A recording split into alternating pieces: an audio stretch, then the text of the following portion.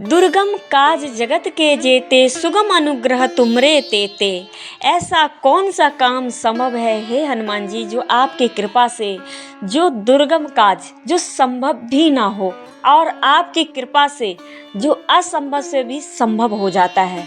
तो दोस्तों, जय श्री सीताराम।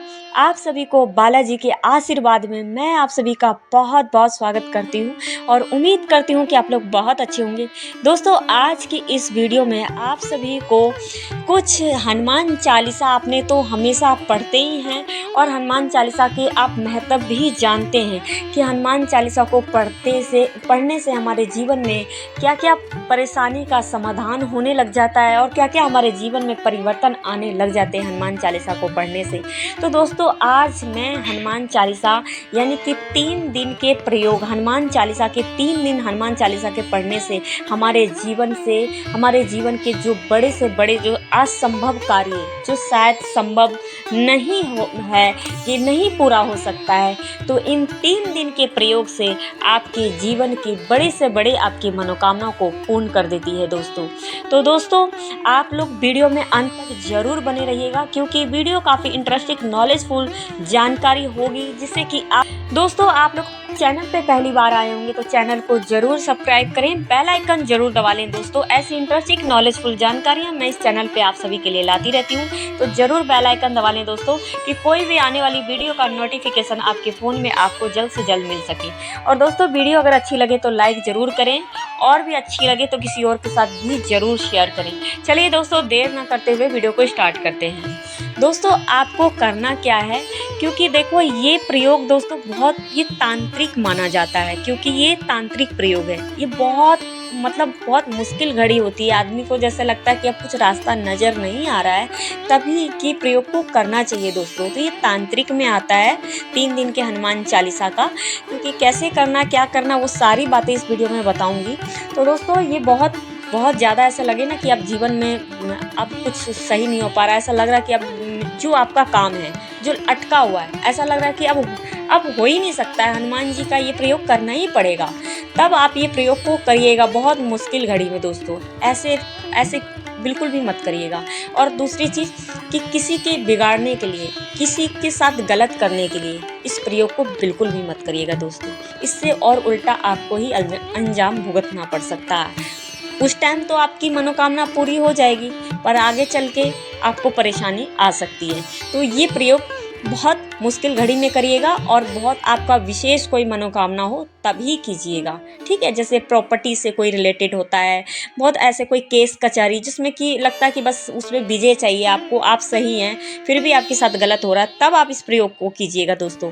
चलिए दोस्तों, तो आपको करना किस दिन है, जैसे कि महीने का जो शुक्ल पक्ष आता है, जो भी मंगलवार शुक्ल पक्ष में पड़े तभी आपको उस दिन करना है, या फिर कोई ऐसा जो मंगलवार का दिन पड़े और उस दिन कोई विशेष दिन हो, शुभ दिन हो, अच्छा दिन हो, तब आप करें, ठीक है।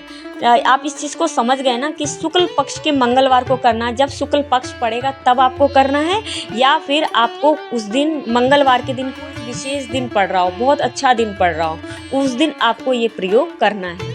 करना आपको क्या है, उस दिन आपको मंगलवार के दिन 9 बजे रात्रि के टाइम में करिएगा।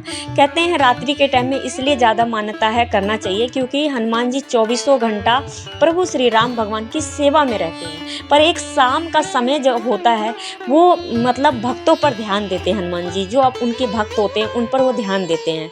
तो इसीलिए शाम का समय का, रात का जो है समय होता है, इसीलिए हनुमान जी की पूजा अगर करता है कोई भी व्यक्ति तो उसकी शुभ फलों की प्राप्ति होती है। वो सुनते हैं फिर उस टाइम में, क्योंकि वो भक्तों पर ध्यान देते हैं और वैसे वो पूरे दिन हनुमान जी प्रभु श्री राम भगवान की सेवा में रहते हैं। तो आपको मंगलवार के दिन करना क्या है कि आपको जैसे उस दिन आप साफ़ सुथरा हो जाइए, नहा धो लीजिए शाम के समय में जब भी आप ये प्रयोग करेंगे, और आपको लाल रंग के वस्त्र पहनना है। और अगर आपके पास जैसे कि लाल वस्त्र नहीं है कोई ऐसा, तो कोई दूसरा वस्त्र जरूर पहन लीजिए, पर हाँ, काला और नीला छोड़ के आप कोई भी वस्त्र पहन सकते हैं। उसके बाद आपको जैसे करना है, साफ़ सुथरा हो गए, फिर आपको एक चौकी लेना है। चौकी लेंगे आप और इस पर एक लाल कपड़ा बिछा लीजिए और प्रभु श्री राम दरबार, अगर आपके पास फोटो मूर्ति है तो उन्हें विराजित कर लीजिए, और एक गिलास में जल ले लीजिए और उसमें गंगा जल डाल के प्रभु श्री राम दरबार को स्नान करा लीजिए 3 बार। आम का पत्ता डाल लीजिए गिलास में या फिर पान का पत्ता आता वो डाल लीजिए और उसके बाद 3 बार छिड़काव करके उन्हें पवित्र यानी कि एक स्नान हो जाता है। फिर उसके बाद एक कपड़े से पोंछ लीजिए उनको। फिर अपने मन की भी पवित्रता कर लीजिए। आपने क्या करना, मतलब उल्टे हाथ से सीधे हाथ में लेना है जल और 3 बार अपने मन की शुद्धि यानी कि आचमन कर लीजिए। ओम नारायणे नमः, माधवाय नमः, केशवाय नमः कह के भी कर सकते हैं या तो ओम पवित्र पवित्र करके 3 बार कर सकते हैं अगर नहीं भी बोलना आ रहा है। फिर आप चौथे बार में अपने हाथ को धो लीजिए उसी मतलब आम के पत्ते से या आपके पास पान का पत्ता जिससे भी डाल रखे हैं गिलास में उसी से आप अपना हाथ को धो लीजिए। ठीक है, चौथे बार में। फिर उसके बाद आपको करना क्या है, एक दीपक जलाना है। दीपक जलाने के लिए आपको चमेली का तेल ले लीजिए, चमेली के तेल से जला लीजिए या फिर देसी घी से जला लीजिए आप दीपक एक। फिर उसके बाद आपको करना है संकल्प। संकल्प में आपको हाथ में लेना है अक्षत, पुष्प और जल ले लेना है। जल लेने के बाद आपको अपना नाम, स्थान, गोत्र जो भी है आप ये बोलेंगे और आपकी मनोकामना क्या है ये बोलेंगे और ये बोल के गणेश जी से प्रार्थना कीजिएगा कि हे गणेश जी मेरा इस पूजा को, मेरे इस प्रयोग को आप निर्विघ्न पूरा कराइए। बस ये बात बोल के आपको गणेश जी के आगे छोड़ देना है और गणेश जी को साक्षी मान लेना है इस पूजा प्रयोग में। फिर उसके बाद आपको करना क्या है कि जैसे कि आप टीका जानते हैं, टीका करें श्री राम दरबार को, हनुमान जी को टीका करें। फिर उसके बाद आपको फूल लेके आएँ, फूल चढ़ाएं और आप भोग जैसे कि आप भोग कुछ भी लगा सकते हैं, फ्रूट का लगा सकते हैं, चने गुड़ का भी लगा सकते हैं। ठीक है, ये सब पंचमेवे का भी लगा सकते हैं, तो ये लगाइए। उसके बाद आपको धूप दीप जैसे जलाना वो तो कर लेना है। फिर उसके बाद आपको करना क्या है, एक लाल आसन ले लीजिए और हाँ, लाल आसन से पहले पाठ करने से पहले हाँ एक भोजपत्र जरूर लेके आइएगा। बिना भोजपत्र का आपका ये काम नहीं बनेगा, तो एक भोजपत्र जरूर रखिएगा उसमें मिलेगा और पूजा की दुकान पे जाएंगे आराम से मिल जाएगा आपको भोजपत्र। उस पे आपको अपनी मनोकामना लिखना है लाल पेन से। ठीक है, आपकी मनोकामना क्या है वो लिखना है आपको।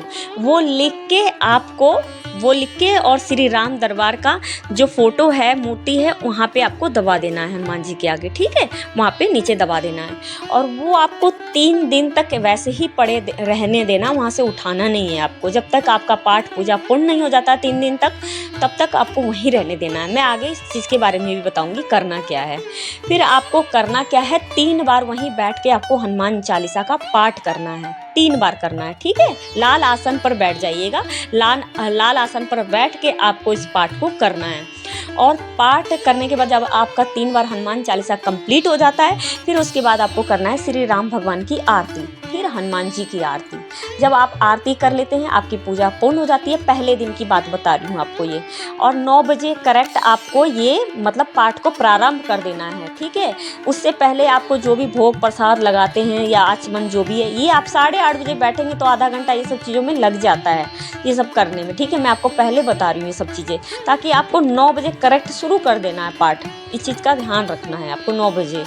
फिर उसके बाद आपका पूजा पूर्ण हुआ, आरती कर लिया आपने श्री राम दरबार का, हनुमान जी की आरती हो गई। फिर उसके बाद आपको आप जो भी भोग प्रसाद लगाए उसे उठाइए और परिवार में वितरित कर दीजिए, बांट दीजिए और खुद भी खा लीजिए। फिर आपको दूसरे दिन आपको इसी तरीके से करना, बस आपको संकल्प नहीं लेना है और जो आपने संकल्प लिया था वो पहले दिन ही आपको लेना है और जो भोजपत्र आपने लिखा था वो वहीं पड़े रहने दीजिए। कोई मनोकामना आपको नहीं लिखना है, ना कुछ बोलना है। आपको करना है सिर्फ पाठ। 7 बार आपको पाठ करना है और 7 बार पाठ करके फिर आपको ऐसे ही जो भी भोग प्रसाद है वो पहले लगा लीजिए। फिर उसके बाद आपको पाठ करना है 7 बार। फिर आपको श्री राम भगवान की आरती करना है, हनुमान जी की आरती करना है। फिर उसके बाद आपकी पूजा पूर्ण हो गई। वही आप जो प्रसाद आपने भोग लगाया था उसे आप खा लीजिए, बांट लीजिए। फिर आपको तीसरे दिन यानी कि गुरुवार के दिन तीसरे दिन आपको उस दिन क्या करना है, 11 बार हनुमान चालीसा का पाठ करना है। ऐसी भोग प्रसाद लगाइए जिस तरीके से मैंने बताया। जो भी आप भोग लेके आएंगे, जो भी भोग प्रसाद लगाना चाहेंगे वो लगाइए और उसके बाद आपको इसी तरीके से 11 बार हनुमान चालीसा का पाठ करना है तीसरे दिन। फिर आपको राम जी की आरती करें, हनुमान जी की आरती करें और उसके बाद आप प्रसाद जो है वो बांट दीजिए घर में और आपको एक चीज़, जो भोजपत्र जो मैंने आपको बोला है, आपकी पूजा पूर्ण हो गई। और जो भोजपत्र वहाँ पे जो रखा है श्री राम दरबार के हनुमान जी के नीचे जो आपने दबा रखा है, उसे आपको करना क्या है, शनिवार के दिन हनुमान जी के मंदिर जाके, शनिवार के जो शुक्रवार का दिन जो बीच में आएगा उसे छोड़ दीजिएगा, घर में ही रहने दीजिएगा भोजपत्र हनुमान जी के आगे दबे हुए। आपको शनिवार को उठा के सुबह या शाम, शनिवार के दिन ये करना है। शनिवार के दिन हनुमान जी के मंदिर, किसी भी हनुमान मंदिर में जाइएगा, उन्हें दाहिने पैर के पास, वहाँ पे आप ये मनोकामना आपका जो भोजपत्र में लिखा है वो रख दीजिएगा। और आपको अपनी मनोकामना जरूर बोलिएगा वहीं पर हनुमान जी से कि मैंने ये जो भी 3 दिन का प्रयोग किया है, और आप बताइएगा कि मेरी ये इच्छा है प्रभु, मेरी मनोकामना है, जो भी आपकी जो भी दुर्लभ मनोकामना है जिसे कि पूरा नहीं हो सकता, वो हनुमान जी से बोल दीजिएगा, उस दिन बोल दीजिएगा। और देखिएगा कुछ ही दिन ऐसा बीतेगा कि आपकी मनोकामना पूर्ण होएगी।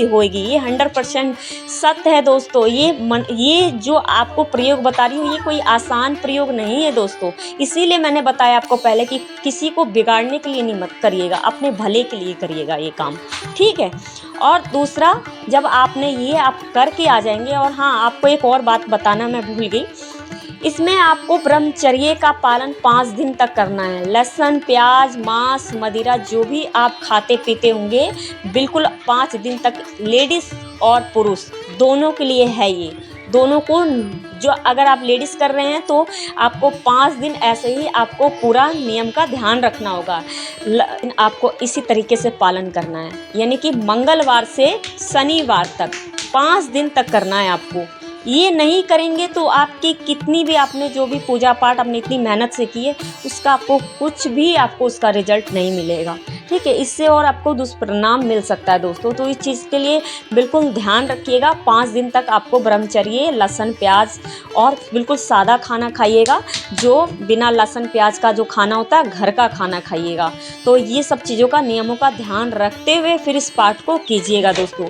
चलिए दोस्तों, ये आपको ये प्रयोग और ये बातें आपको कैसी लगी, जो भी मैंने इस वीडियो में बताया है, और ज़रूर बताइएगा कमेंट के थ्रू। बाकी जय श्री सीताराम का भी कमेंट ज़रूर कीजिएगा दोस्तों। चलिए, ऐसी इंटरेस्टिंग नॉलेजफुल जानकारियों के साथ कोई और नई वीडियो के साथ मिलते हैं। तब तक के लिए जय श्री सीताराम, धन्यवाद।